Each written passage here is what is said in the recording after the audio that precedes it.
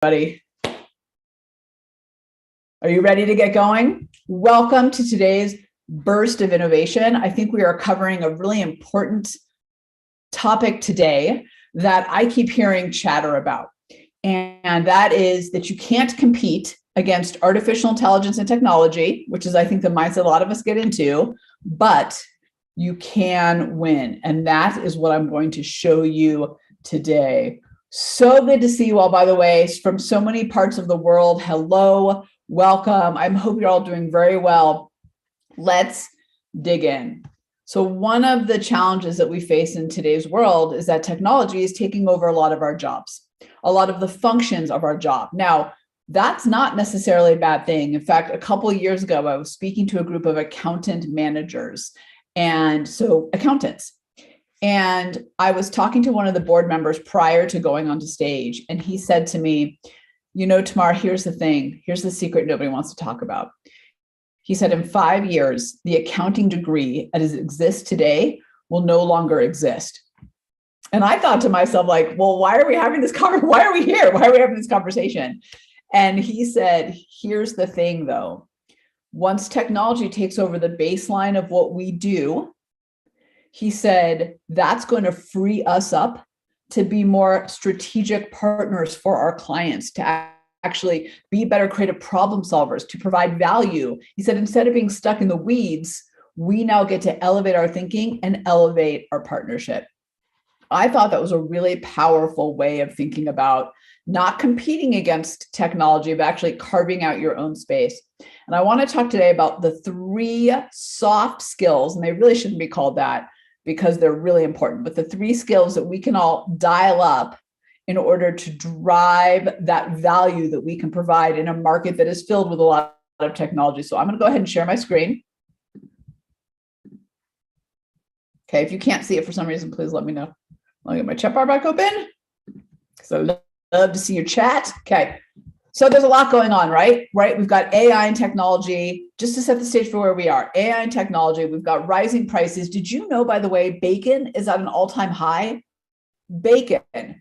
We've got the Web 3.0 and the metaverse. We've got the Great Resignation. We've got decentralized finance, right? Which is a technology thing that's changing the game for a lot of industries, by the way. Whether you invest or even understand Bitcoin and Ethereum and crypto, doesn't matter. What's happening there is actually taking out of the middleman. And that's going to change how we do our jobs too. And then, of course, we've got COVID and how that's basically accelerated all these changes. So we can't compete, right, against the Web 3.0, against the metaverse, against AI and technology and robots, and against this decentralized finance in particular. But we can carve out a space if we understand the 3 skills that are uniquely human and incredibly powerful in the work that we do every single day. Now, if you're following this on LinkedIn, hey, put your comments in the chat bar. In the comment section. I'd love to see them, and I'll go back in and respond later. If you're on our Zoom, if you actually registered for this and you can engage now, I want you to put in the chat bar what you're thinking as I go through these 3. And I want to remind us again of the comment that board member said to me before I spoke, when he said, this is a gift. This allows us to elevate our thinking and elevate our game and our value, but we've got to see it that way and not see it as something that's taking over. But in order to do that, right, we need to dial up some skills. So let's go into what those skills are. So the first one is empathy. So what is empathy? Well, it's really the ability to understand and share the feelings of others. Okay, it's not just to sympathize, but to be able to put yourself in their shoes. Here's the thing about empathy that's so important. Not only is it great to be a good person, empathy is what builds connection. Empathy is what builds collaboration. Empathy is what helps us take in new ideas because we're open to seeing things from other people's perspectives. We really feel it and see it. I love this image because it's not saying it changes you necessarily, but it is saying it opens up your mind to the understanding of the other person. Imagine for a moment how important it is when coming up with that new idea that you actually have empathy for the people you're serving, whether that's your leadership, your customers, whomever it is. Imagine for a moment if you dialed up that empathy and that seeking to understand. Someone once said to me, I look at every person and I think as they're talking, this person is the most interesting person. I want to understand them. If we go in with that mindset, we dial up our connection, we dial up our collaboration, we are opening ourselves up to new ideas. Oftentimes, the reason we don't innovate and come up with those incredible solutions is because we're closed down. Empathy opens us up. Computers don't have empathy, right? They have algorithms. So this is something that we uniquely bring to the table. And I think as more and more of us are working remotely and are stressed out and working over shifts and double shifts, I think it is important to really recognize that empathy matters now more than ever. And Paul says, important in trying to move forward with diversity, equity, and inclusion, and then enhance collaboration. Absolutely, Paul. I'm so glad you brought that up. Yes, because we can now empathize instead of being closed off to a person who comes from a different experience, perspective, background. Maybe they not only look different than us, they also sound different than us. They have different experiences than us. Empathy allows us to be more open to that. And Paul, I think to what you're saying here, to see the benefit of it and to really seek to understand that person. So think of empathy as that's the connection piece, right? That's the bridge between you and the world and the people around you. Again, technology is great. It can run a lot of things and do things really quickly, but it cannot have empathy. The second one is creativity. Now, I talk about innovation. It's all going to come together in a second, but creativity for a moment is the tendency to generate or recognize ideas, alternatives, or possibilities that may be useful in solving problems, communicating with others, and entertaining ourselves and others. So interesting. I was just listening to a podcast and they were talking about the importance of boredom. And because boredom forces us to go inward and forces us to be creative. When we are, I'm going to talk about this in more depth next week on the live burst. When we are on our phones, all this, we're always consuming, we're not creating. So think about that for a second. Maybe it's time to be bored for a few minutes. But creativity is this ability to connect dots in new and meaningful ways, right? To connect things that wouldn't have been connected in the past. Maybe it's not what you did before. Maybe it's not the A to B to C logic. Now, if you've taken our assessment and you know your everyday innovator style, you know how to tap the power of the creativity in your brain to be a stronger innovator. Creativity is hard for computers, right? Even AI, what they're really good at is logical processing. Great, so great. In fact, let them do all the logical processing. How about you and I focus on alternatives and possibilities, things that maybe didn't seem to connect before that you can make connect. That's the power of creativity. And here's the thing I'd add to that. Right now, we are facing challenges we've never faced before. We are facing uncertainty. We're facing situations. We're facing a new world. That requires creativity. We can't do what we've always done, right? We can't rest on logic, actually. We got to get to creativity to find those new solutions to the new problems. All right, so the third one is spontaneity, which, by the way, it's so hard to find a good photo for this one of what I'm trying to say here. But spontaneity is this: proceeding from natural feeling or native tendency without external constraint, often arising from momentary impulse. So here's how I want you to think about this. Spontaneity is the sudden shift in direction, the following your gut, the taking action in a way that like breaks the rules of what you normally do.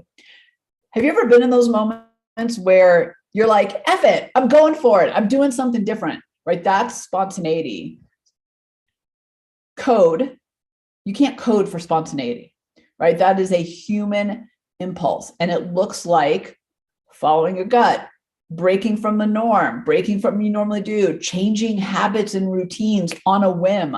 That's spontaneity. And spontaneity opens up new possibilities and new innovation. So if I were to put all of these three together, okay, empathy, creativity, and spontaneity, that is how we carve out a niche in a technology-driven world. That's how we start to embrace the technology that's happening, but find our place in it. Here's what I want you to do. In the chat bar, I want you, if you're on Zoom, I want you to put, what are you going to focus on? Are you going to focus on, this is the world that we live in, and it is. Are you going to focus on empathy and that connection? And how are you going to do that? Are you going to focus on creativity? How are you going to do that? If you're going to focus on spontaneity, how are you going to do that? I want to pull up, I wish I had it pulled up. I will post it later. Actually, it's in LinkedIn. I wrote an article on medium.com about this, and I even put in exercises for you to do to dial up each one of them. So we're out of time, but I would encourage you to go over there. But for right now in the chat bar, I want you to put, what are you going to do? Empathy, creativity, and spontaneity.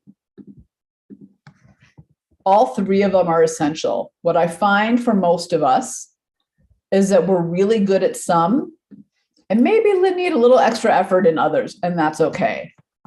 For me, it's spontaneity. Funny enough, I tend to like find the ways that I like to do things, and then I'm like, yep, that's what I'm doing, and I'm sticking to it. So find the ways, find the one that works for you. Kirby says he's going to focus on creativity. Awesome. Connie says empathy and seek to understand.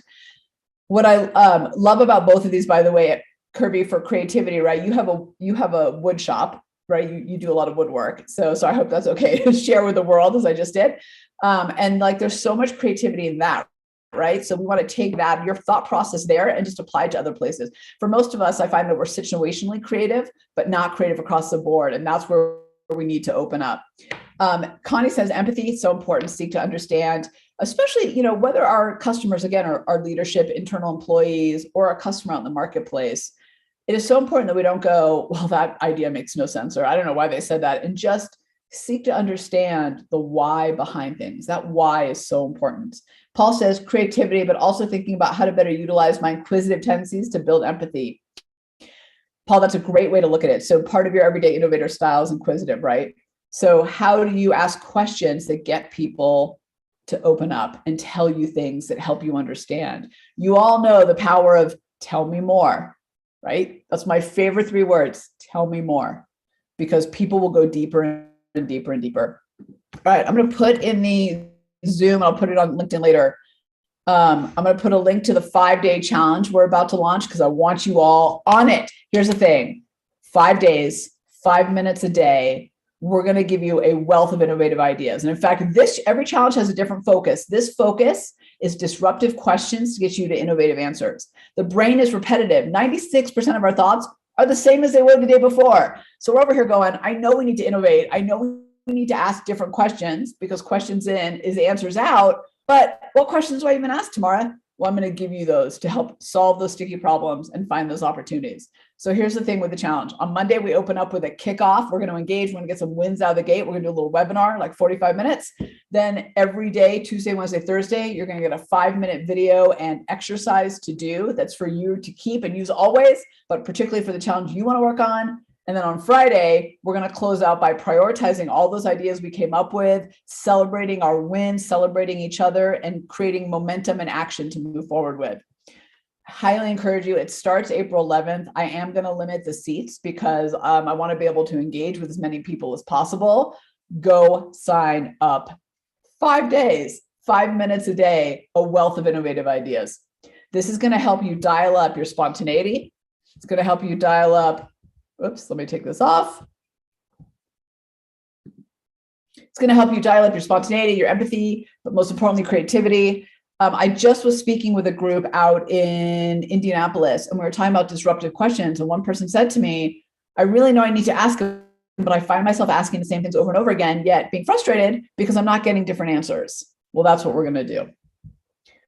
All right, great comments in here. Thank you, everybody, for joining me. Can't wait to see you next week.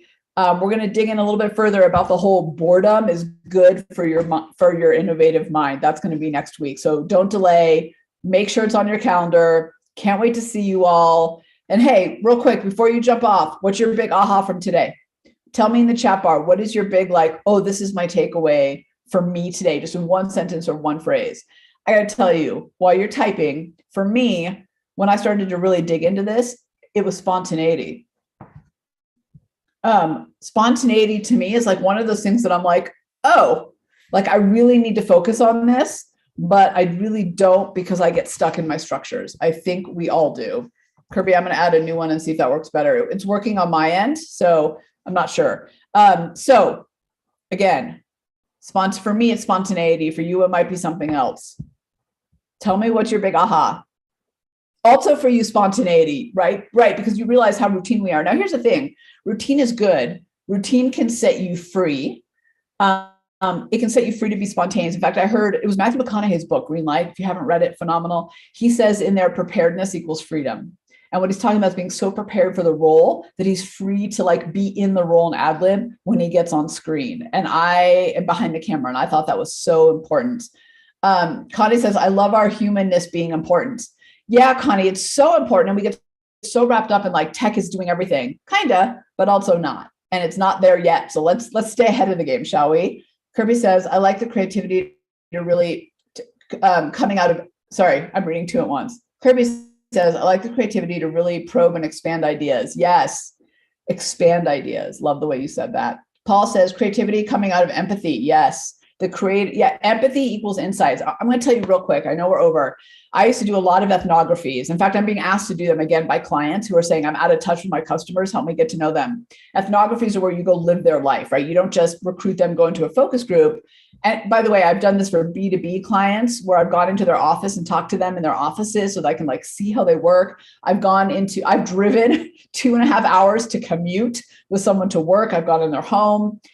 The best ideas I've ever had, the best product suggestions, the best improvements, the best marketing, the best innovation I've ever given has been based on ethnographies, because I could actually connect with a person in their life and understand them by asking, by observing, by really connecting with them. So Paul, I agree with you. The empathy builds insights, but we got to put ourselves in a position to actually get them. I love ethnographies. If you are not doing them in your work and you need insights, call me, because they're so essential. All right, everybody. Thank you so much. I'll see you next week to talk a little bit about boredom. Have a